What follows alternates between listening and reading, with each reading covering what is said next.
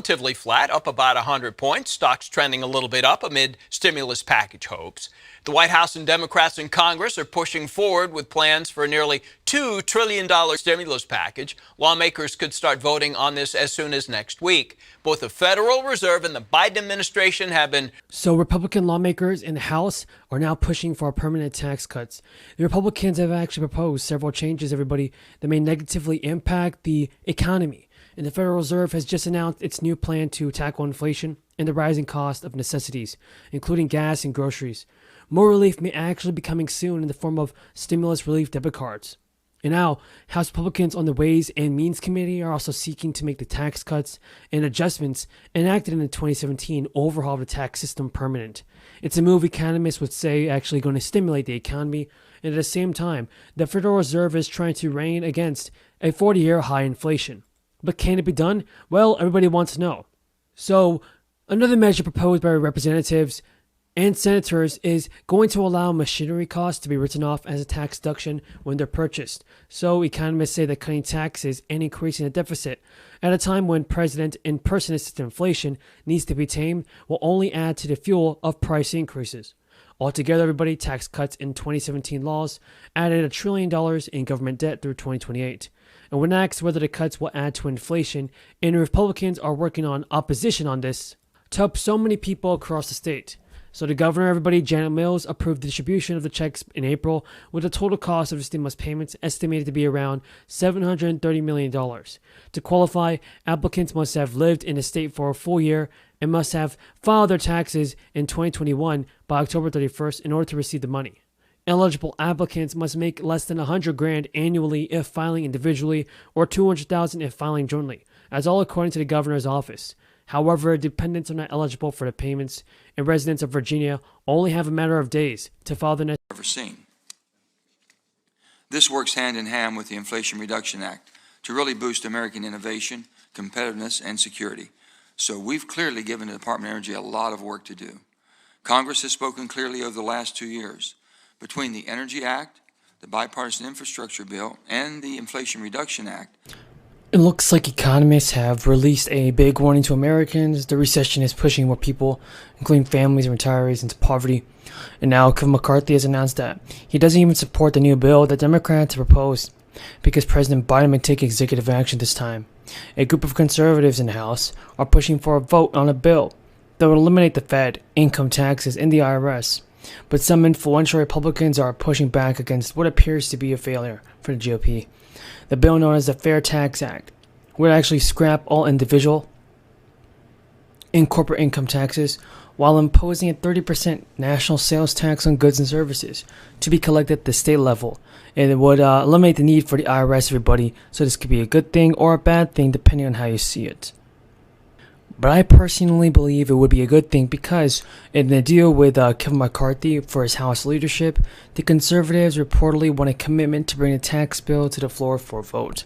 However, the bill has virtually no chance of becoming law, and meanwhile provided Joe Biden and Democrats with new ammunition in their effort to paint Republicans as extremists. Chuck Schumer said that the Republican tax plan will raise the cost of buying a house to $125,000. Also, it would raise the cost of buying a car by $10,000. It would raise the average grocery bill by $3,500. And at a time when people are already worried about the high price of groceries, it looks like things are going bad.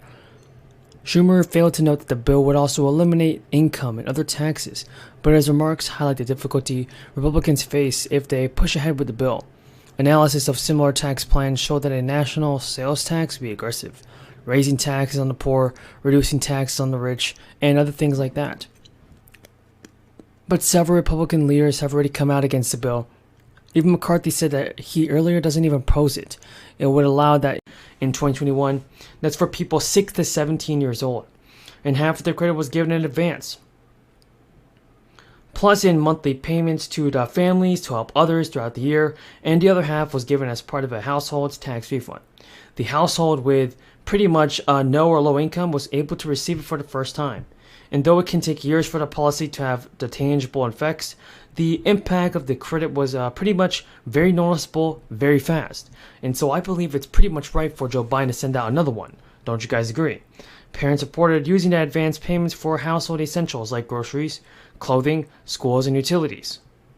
And despite worries from conservatives, researchers found no evidence that the policy discouraged people from going back to work. Instead, it probably motivated people to get back to work.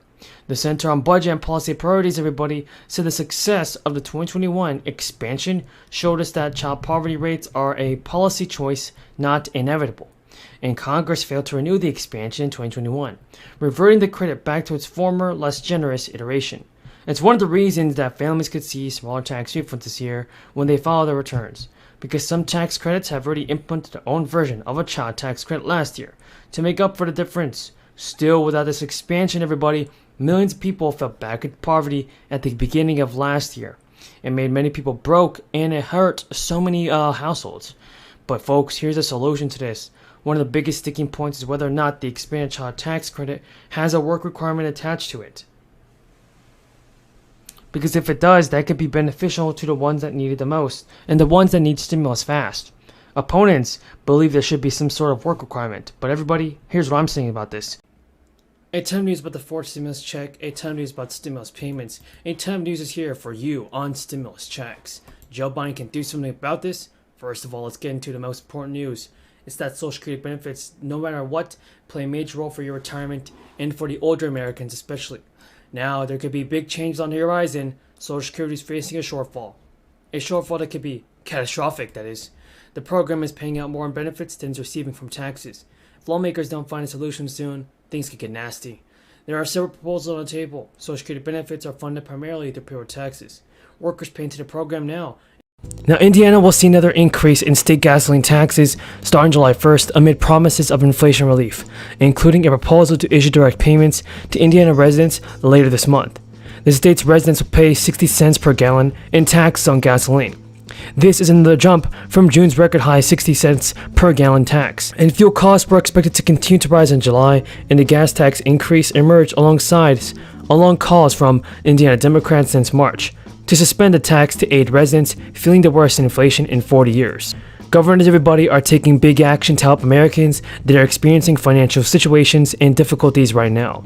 There is a big update. The Democratic Governor Gretchen Whitmer of Minnesota urged President Biden to pause the federal gas tax, just months after declining to pause her own state's gas tax. Governor Whitmer penned a letter to Biden asking him to work with Congress to temporarily pause the tax, a move that would save Americans 18.4 cents per gallon at the pump. The letter came after the president told reporters he was weighing whether to pursue such a policy. Governor Whitmer said in the letter, "Getting this done would save families money right now, as Americans bear the brunt of inflation and face rising prices on everything from groceries, childcare, rent, and other critical expenses. The federal government has the ability to reduce the prices and put more money into their pockets. Getting this done will offer real relief without compromising the federal government's ability to make infrastructure investments." Now, Whitmer vetoed legislation in April that would have paused Michigan's 27 cents per gallon gas tax. The Michigan governor said at the time that the tax was important for funding infrastructure projects statewide. Governor Whitmer vowed instead to work on the solutions like cutting Michigan's 6% sales tax on gasoline purchases.